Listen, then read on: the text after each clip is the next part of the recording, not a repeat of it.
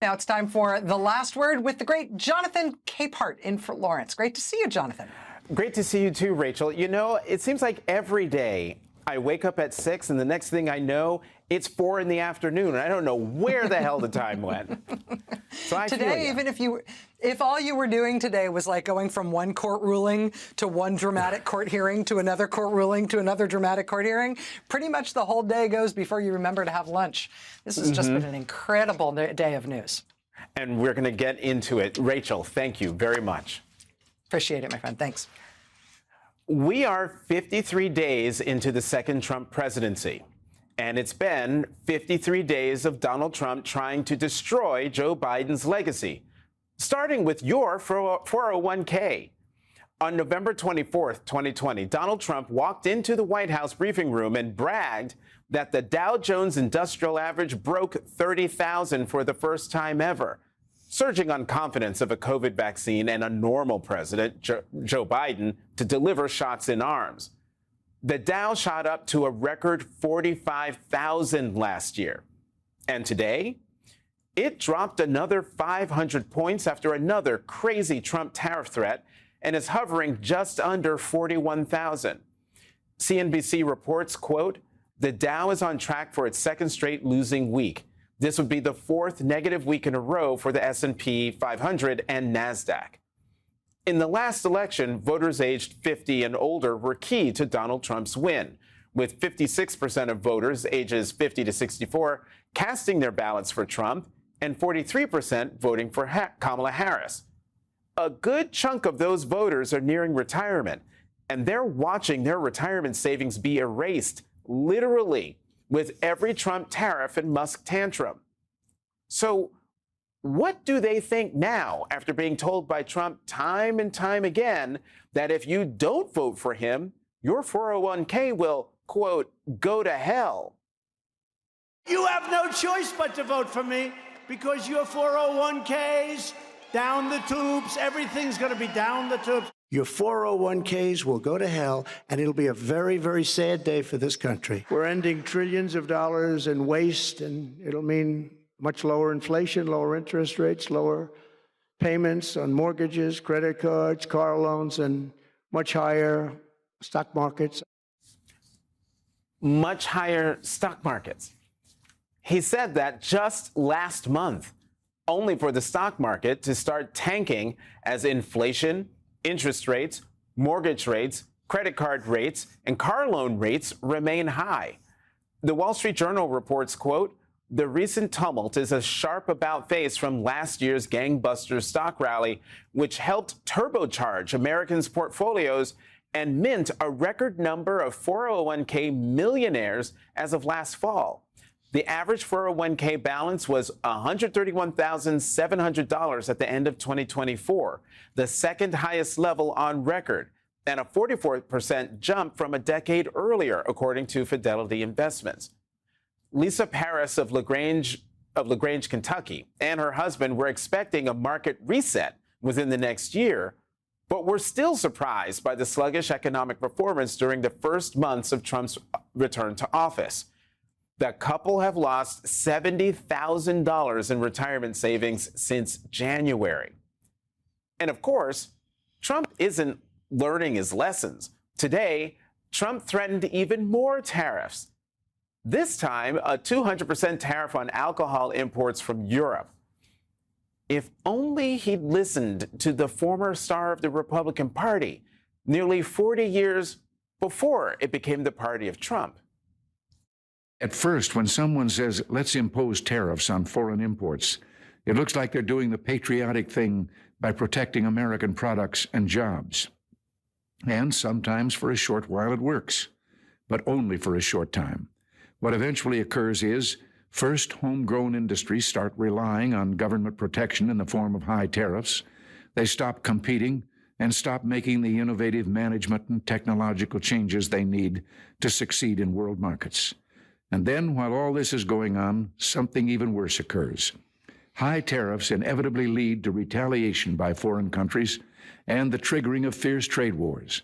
The result is more and more tariffs, higher and higher trade barriers, and less competition. So soon, because of the prices made artificially high by tariffs that subsidize inefficiency and poor management, people stop buying. Then the worst happens. Markets shrink and collapse, businesses and industries shut down, and millions of people lose their jobs. Americans are not confused about what is happening and who's to blame. According to a new poll, a majority of Americans disapprove of Donald Trump's handling of the economy and his on and off again tariffs, with 56% disapproving of the way he's handling the economy and 61% disapproving of the way he's handling tariffs. And as a result, Donald Trump is causing anxiety among Americans of all economic backgrounds. The Wall Street Journal reports, quote, checking and savings deposit balances across all income levels have declined over the 12-month period through February and are getting closer to inflation-adjusted 2019 levels, according to credit card data tracked by Bank of America Institute. Wage growth for all income groups has slowed over the past year, per data from the Federal Reserve Bank of Atlanta. Americans' inflation-adjusted debt balances are starting to surpass pre-pandemic levels. What this means is that consumers generally are less able to absorb shocks, just as uncertainty is soaring. It's hard to blame them for turning cautious, even if that means the economy suffers. And breaking news tonight, Trump isn't just failing on the economy. The courts continue to hold the line against Trump's and Elon Musk's smash and grab of the American government. Just a short time ago, a federal judge in Maryland has ordered almost all federal workers fired to be returned to their jobs for the time being. Quote, the temporary restraining order restores the status quo. Employees purportedly terminated under the reductions in force are returned to the government's employ, i.e., they resume the status they enjoyed before the government acted. That includes employees at most federal agencies, including Health and Human Services, Treasury, Veterans Affairs, Consumer Financial Protection Bureau, and USAID. That is even more sweeping than the ruling a different federal judge issued earlier today, ordering the Trump administration to immediately rehire thousands of government employees subjected to mass firings based on what he described as a, quote, sham and a, quote, gimmick. Federal Judge William Alsup from the Northern District of California excoriated the Trump administration at a hearing this morning in San Francisco in a case brought by 4 labor unions against the Office of Personnel Management. According to multiple news accounts, Judge Alsup couldn't contain his outrage when Trump's cabinet member in charge of that agency, Charles Ezel, tried to submit a written declaration but refused to appear in court for a deposition. The judge said, "You will not bring the people in here to be cross-examined. You're afraid to do so because you know cross-examination would reveal the truth. I tend to doubt that you're telling me the truth whenever we hear all the evidence eventually." Judge Alsup added later, "Come on, that's a sham. It upsets me. I want you to know that. I've been practicing in this court for over 50 years, and I know how we get at the truth. And you're not helping me get at the truth. You're giving me press releases, sham documents. I'm getting mad." Also today, 21 attorneys general filed a new federal lawsuit opposing the Trump-Musk gutting of the Department of Education. That lawsuit simply argues that under the Constitution, quote, only Congress may abolish an agency it created. It comes after Judge Tanya Chutkan, who presided over Trump's criminal prosecution for his attempt to overthrow the election, issued an order demanding that Elon Musk provide documents and written under oath answers by Doge's incursion into the federal government. Judge Chutkan will ultimately decide if everything Elon Musk and Doge has been doing is unconstitutional under the Appointments Clause. And amidst all of that, Democrats had a choice today between terrible and awful. That's what Senator Raphael Warnock called the dilemma Democrats face today. Help Republicans pass the Republican House budget plan, which includes potential cuts to Medicaid and avert a government shutdown, or trigger a government shutdown. Donald Trump said that Democrats would be to blame for a government shutdown. And Donald Trump has also claimed he won the last election in a landslide victory. Republicans have been crowing for 3 months about their victory and their mandate. Republicans control the House of Representatives, they control the United States Senate, and they control the White House. If they have a mandate, they can use it. And if they want to negotiate a Republican budget without Democrats behind closed doors, as they did, then they damn well better be able to pass their own bill. Democrats have the responsibility, Gene. There are just some folks in the party who will say, I can't do it because it will hurt people. And it will. When a shutdown ends, janitors, security guards, and other federal contractors who feed and clean the offices of members of Congress receive no back pay. The Republican budget bill is terrible, and it is awful. And triggering a government shutdown is also terrible, and it's also awful. So with today's choice of terrible and awful, Democratic leader Senator Chuck Schumer said this. While the CR bill is very bad, the potential for a shutdown has consequences for America that are much, much worse. For Donald Trump, a shutdown would be a gift. It would be the best distraction he could ask for from his awful agenda. I believe it is my job to make the best choice for the country to minimize the harms to the American people. Therefore, I will vote to keep the government open and not shut it down. The Senate is expected to vote on the continuing resolution tomorrow afternoon. Senate Republicans will need 7 other Democrats to join Leader Schumer and overcome the 60-vote threshold to advance the bill. Leading off our discussion tonight, Senator Tina Smith, Democrat of the great state of Minnesota and a member of the Senate Banking, Housing, and Urban Affairs Committee, where she sits on the subcommittee on economic policy, and Senator Jeff Merkley, the top Democrat on the Senate Budget Committee. He's also a member of the Senate Appropriations Committee. And Michigan, right? Oregon. Sorry, Senator Merkley, from the great state of Oregon. I left that part out. I'm really sorry. And so as a result of that, Senator Merkley, I will start with you. You said earlier you were a, quote, hell no on the Republican CR. Are you still a hell no? Oh, absolutely. And here's what it comes down to. If you want to stop a bully, you don't hand over your lunch money. And if you want to stop a tyrant, you don't hand them more power. What we have seen in this extraordinary set of circumstances is a president who's taken down the watchdogs in terms of the inspector generals, fired the FBI agents who look over executive branch, who is trying to intimidate the press, and who is trying to intimidate Congress. And we have seen republics around the world fall because Congress becomes intimidated. Well, the Republicans on both sides are intimidated. The House Democrats don't have the power to stop on the House side, so the only power rests with us to use our 60-vote power to force a negotiation.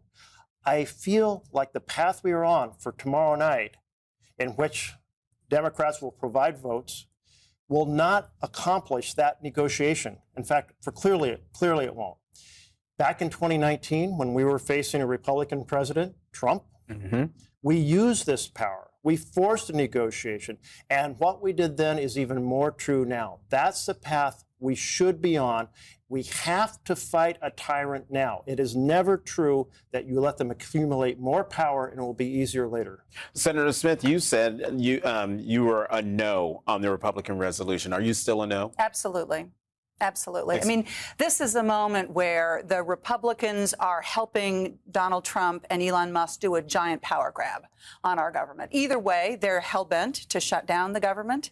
And I think that it is essential in this moment that we stand up to it. Just as Jeff is saying, this is a moment where we have to say, no, we are not going to go along with this bully. Because if we go along with it now, it's going to come back again and again and again. And I think it's important that people understand that this so-called continuing resolution is not a continuation of laws that Congress passed in the prior year, last year. It is a complete wholesale rewriting of those laws. It takes away research money for Alzheimer's and fetal alcohol syndrome. It would stop hundreds of projects in Minnesota that help us build child care centers in Moorhead and public safety projects in Rochester, Minnesota. And it gives Elon Musk and Donald Trump the power to basically decide, is this money that we want to reward our friends with, or are we going to punish our enemies by not spending that money?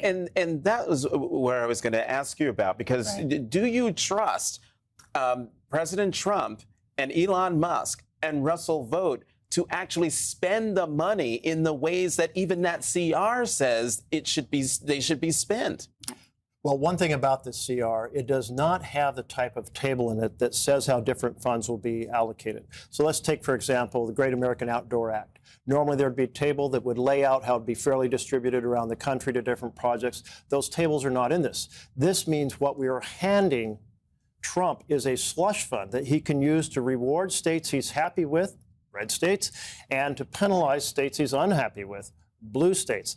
That type of situation absolutely feeds into his desire already to have a way to kind of turn the knife in members of Congress to work his will. Congress, under the separation of powers, has to be fierce in defending that separation and defending the checks and balances. So, Senator Smith, then, what are you hearing from your colleagues ahead of tomorrow's vote? Because you have colleagues, Democratic colleagues, who are in a tough position. They are on the ballot next year. What are you hearing from them or others who might be thinking of actually voting for the CR tomorrow? Well, what I'm hearing from my colleagues is, first of all, nobody wants the federal government to shut down. Everybody wants to hold the Republicans. And this is really about what the Republicans in the House and in the Senate are doing. This is their power grab. And people are furious about it. And everyone is trying to figure out what is the right thing to do to protect our country in this moment. Jeff and I believe, and I think many of our colleagues believe, that this is a moment where we really have to stand up. But at the end of the day, everyone is trying to figure out what the right thing to do is. And it's, we're faced with two terrible choices. And that's the reality that the Republicans have put on our feet. And, my view of it is, if they want me to vote for their plan, then they need to negotiate with me and my colleagues to make sure that the interests of the people that I represent are reflected in their bills. And they haven't done that. They don't seem to be interested in doing that. Absolutely not. No. So if there is a government shutdown, Senator Berkeley, how do Democrats get the message out that it is, in fact, a Republican shutdown? Well, here's the way we do it. We take Patty Murray, Senator Murray from Washington, head of the Appropriations Committee, has laid out a 30-day plan in which we would have the government come open and we would negotiate. We'd either negotiate over the appropriation bills, which have all passed out of the Senate appropriation bills. That's the spending bills, 12 different bills, all passed out either unanimously or almost unanimously. Or if that path didn't avail itself, we could get a bipartisan continuing resolution that doesn't do these terrible things that the House version does. But to have that path work, we absolutely have to use the power we have in the Senate to deny the House Republican version. And here's the thing. We could go back to the floor every 2 hours and say, we're asking unanimous consent to spend an hour debating a return of opening the government for this 30 days for this purpose. And the Republicans would vote it down time after time. They would say no to the unanimous consent, and it'd be so clear to the American people there's only one person and there's only one party to blame for a shutdown, and that's Trump, and that's the Republicans. And the American people are already inclined to think that because they understand the Republicans control the House, the Senate, the Oval Office. A recent poll said independents fully understand by 29% that it's the Republicans who would be responsible if there was a shutdown. And what we would see is Trump, last time, on the 2019 shutdown, 35 days, he suffered politically. The point that I disagree with some of my colleagues who have said Trump wants to shut down is what I have heard is that he was lobbying for the House bill and didn't want to shut down, knows how it hurt him last time, and knows that DOGE would be shut down under a shutdown. You know, Senator Smith, what do you hear? Let's switch gears and talk about tariffs and the impacts of tariffs, or even the uncertainty over tariffs. What are you hearing from your constituencies about the impact of all this on local economies in Minnesota? And then we'll talk about Oregon. It's a huge deal. So, here's a guy who campaigned on delivering prosperity to Americans on day one. And what's happened? Costs are up.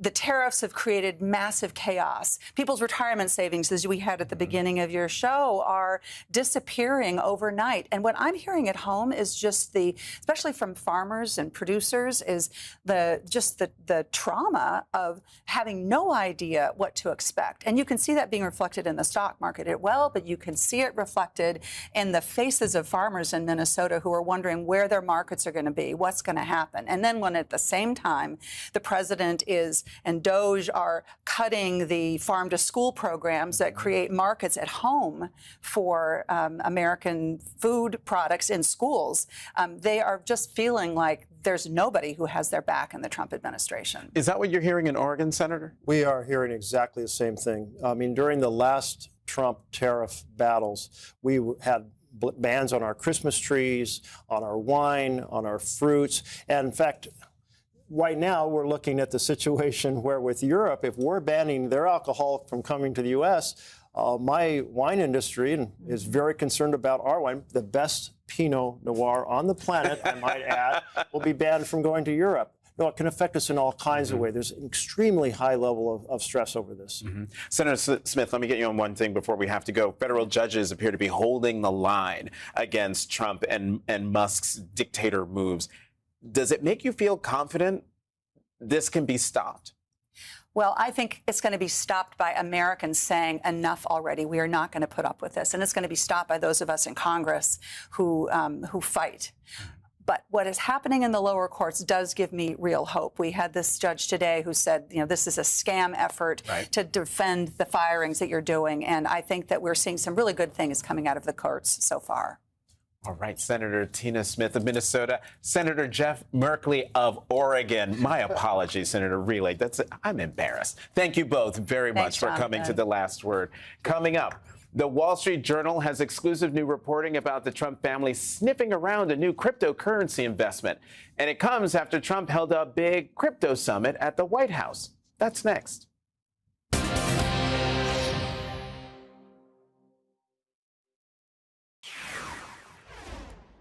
As your 401k is being decimated by stock market losses sparked by Donald Trump's tariffs, Donald Trump and his family are looking for new ways to exploit his presidential power and enrich themselves. And they're doing it with a company whose billionaire founder is reportedly seeking a pardon from Donald Trump. Founded in 2017 by Changpeng Zhao, Binance, the world's largest cryptocurrency exchange, came under investigation by the Justice Department for failing to comply with U.S. regulations.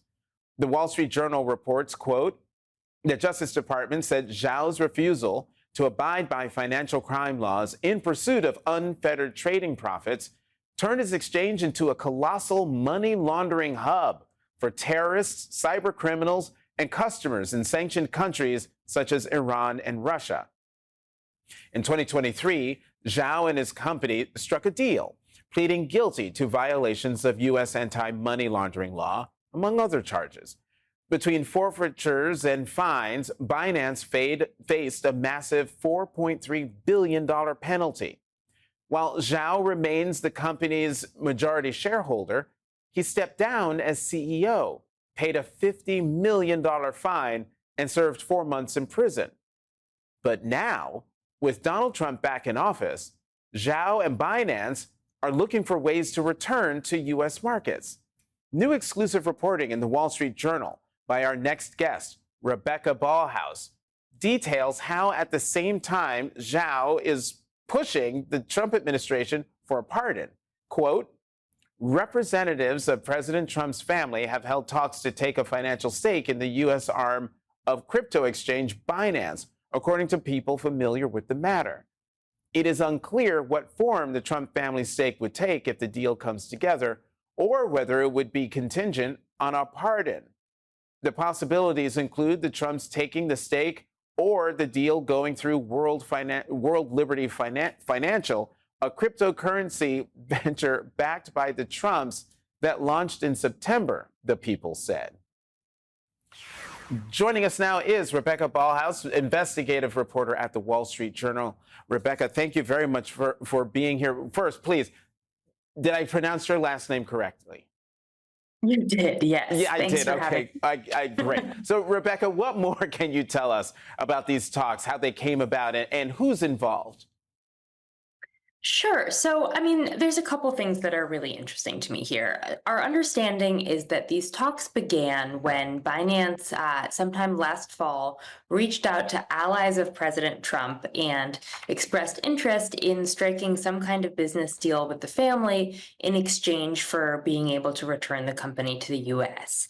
And our understanding is that sort of from there, these talks have unfolded.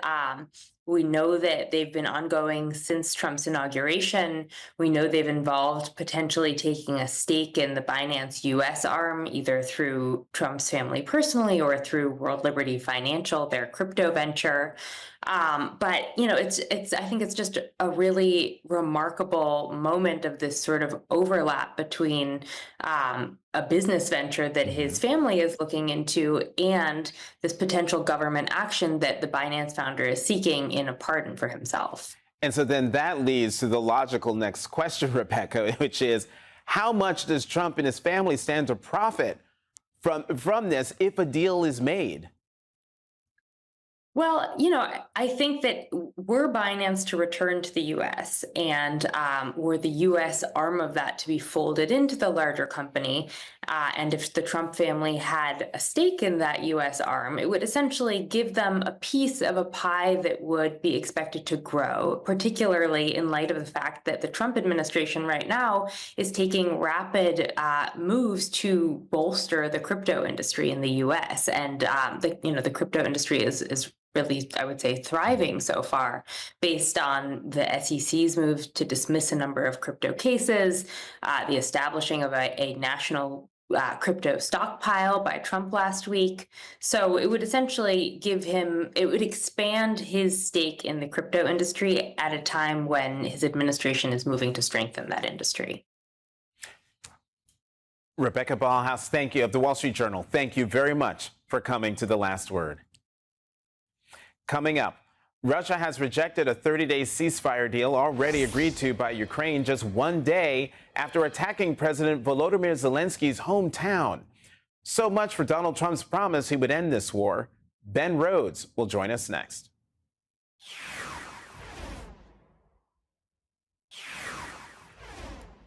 Tonight, Russian President Vladimir Putin has rejected the U.S. proposed immediate 30-day ceasefire with Ukraine. Putin said today about the ceasefire deal, quote, "The idea itself is good, and we of course support it, but there are questions we have to discuss." Putin also issued a series of concessions he wants from Ukraine, like international recognition of territory seized by Russia, a commitment that Ukraine won't be allowed to join NATO, and a pledge that European peacekeepers won't enter Ukraine. By most accounts, this would amount to a surrender.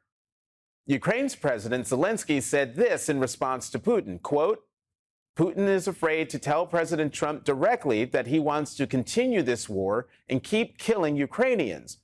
We are not setting conditions that complicate the process. Russia is. As we have always said, the only one stalling, the only one being unconstructive is Russia. They need this war. Putin has stolen years of peace and continues this war day after day." That comes after a deadly Russian missile attack on President Zelensky's hometown. Of course, it comes as no surprise the Russian dictator rejected the deal. Billionaire real estate investor and Trump envoy Steve Witkoff is in Moscow right now in a test of the Trump theory that anyone can conduct high-level foreign policy, and experience and expertise is pointless. The New York Times reports tonight, engaging Mr. Putin is an assignment that would make even a seasoned diplomat take a deep breath. Befitting his past as an intelligence operative, the Russian leader is a master of intimidation, manipulation, and deceit. Some experts and diplomats who know Mr. Putin fear that Mr. Witkoff may be in over his head. Expertise can be a liability to Mr. Trump, who believes that the real estate deal-making playbook is easily applied to international relations. Joining us now, Ben Rhodes, former Deputy National Security Advisor to President Obama and an MSNBC political analyst. Ben, great to see you. One of Putin's negotiators has already said to Russian media that the ceasefire deal is, quote, useless to everyone. Comments like these don't sound like a deal is coming. So what is Putin's game here? Well, his game is to get as much as he possibly can. He wants as much Ukrainian territory as he can. He wants the world to accept that. He wants Ukraine to have no meaningful security guarantees. So the absence of a NATO membership and the absence of any European peacekeepers would allow him to essentially not only cannibalize the parts of Ukraine that he is currently trying to annex, but he could start this up again in a year or two, and Ukraine would not have any security backstop to prevent Russia from doing what it's already done twice, which is invade their territory. He really wants to dictate the terms of surrender here to the Ukrainians, and he believes, understandably, that the President of the United States, who is the president of the country that has been the leading ally of Ukraine, will ultimately side with him. And that ultimately Trump will end up embracing these concessions that he wants to force on the Ukrainians.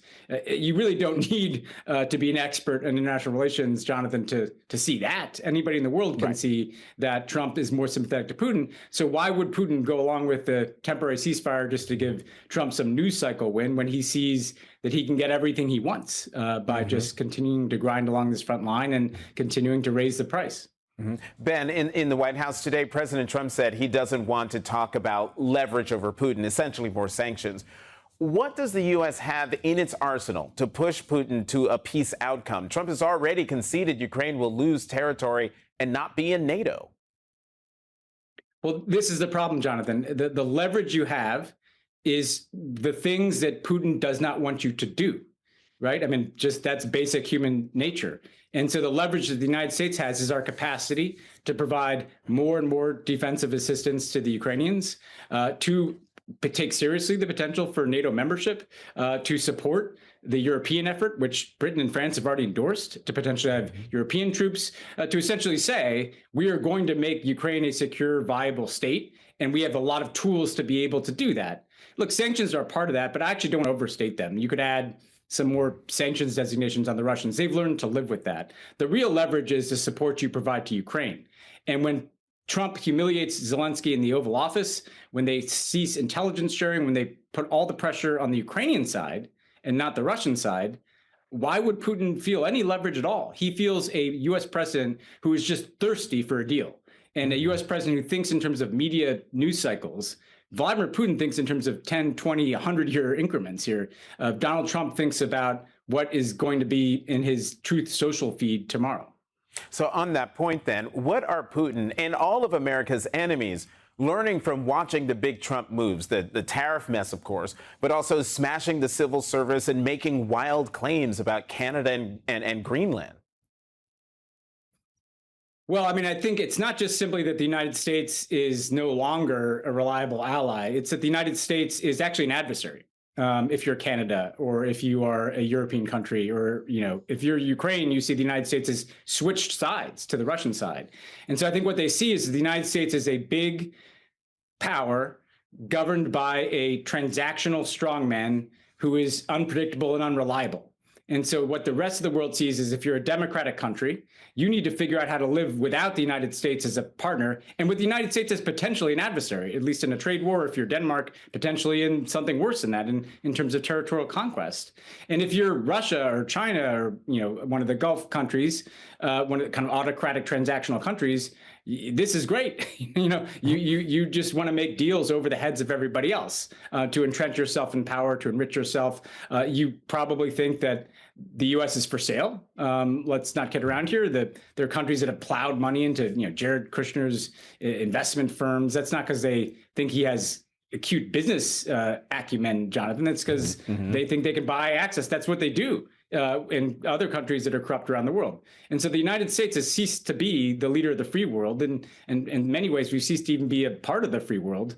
We're kind of now in the club of big transactional, strongmen governed countries, and the rest of the democratic world is learning how to live without us. And speaking of for sale, Ben, finally, can you just speak to the open corruption now on display? The idea that the chief executive of American policy is open for business, whether it's for an Elon Musk campaign contribution or a new crypto scheme. Well, that's right. I mean, this is hiding in plain sight. They're not even trying to conceal it. The crypto segment you did, it's absolutely essential, Jonathan. The whole point of crypto is it's an unregulated space. And it's a space with zero transparency. And you literally have the president of the United States and his family selling crypto products that, are meaningless in the real world, but people can plow as much money into that as they want without you seeing it. So you can't even tell. We know for a fact that, the Trump meme coin, netted lots of money in fees. That's just the tip of the iceberg here. There are all manner of ways that people could do business with Trump family members or associates. People can do business in crypto spaces where there's no transparency. And so if you want to get and curry favor, there are lots of ways to do that. And to be clear, Jonathan, that's how things work in lots of the world. There are a lot of corrupt countries where there's a son-in-law down the hall, or you invest in somebody's crypto scheme and you get a reward. Now the United States is essentially functioning as one of those countries in a lot of ways. And given our vast power, that has huge consequences for the rest of the world. Ben Rhodes, as always, thank you for coming to The Last Word. Thanks. And coming up, Democrats win big in special elections this week means a key state's legislature remains out of Republican control. This week's big winner joins us next to tell us how he did it. That's next.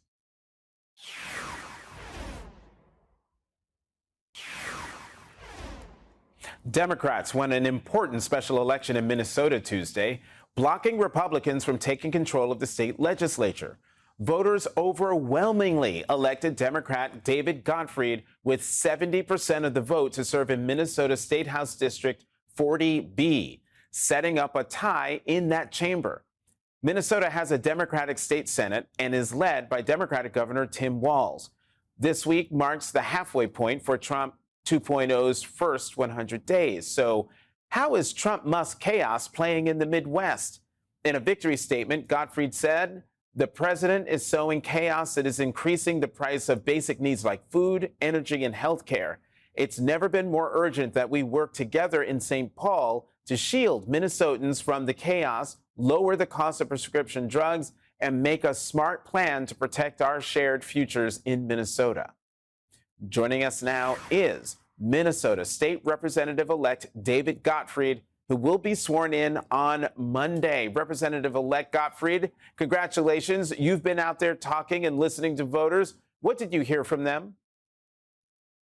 A lot of folks are very concerned about what's happening at the national level. And I think that played heavily into the race that that I just won. I think folks were looking for something to do, having been feeling so powerless on the national level. And so they really engaged at the local and state level here.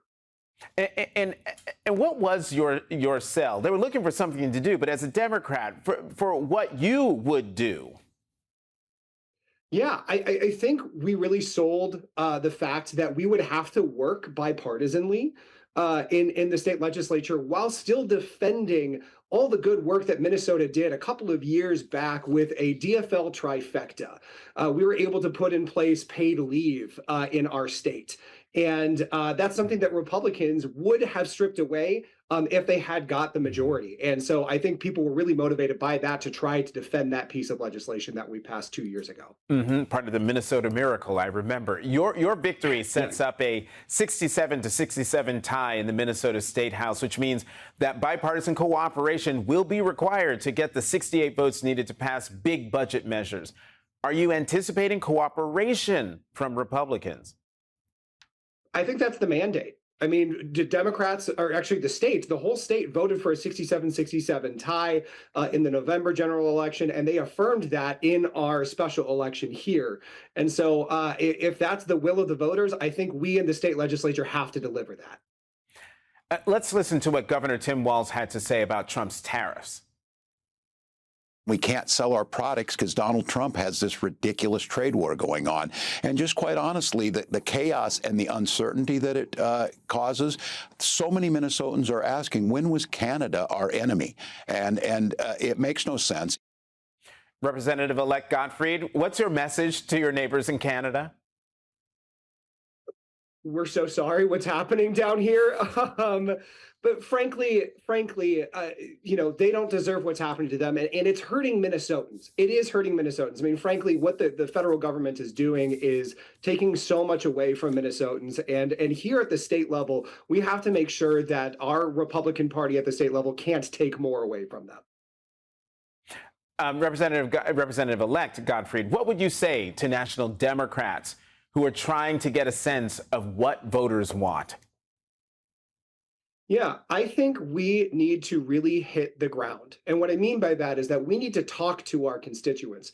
In our race, we did 40,000 direct voter contacts in 2 months. That's an astronomical number, and that generated thousands of conversations. And so we really got out into the community and talked to people. We hear a lot about consultants at the national level. I think we need to stop listening to them as much and really start listening to our constituents more. Are they fired up or demoralized? Fired up. They're ready to go. Representative-elect David Gottfried, thank you very much for coming to The Last Word. Thank you so much for having me. And we'll be right back. That is tonight's Last Word.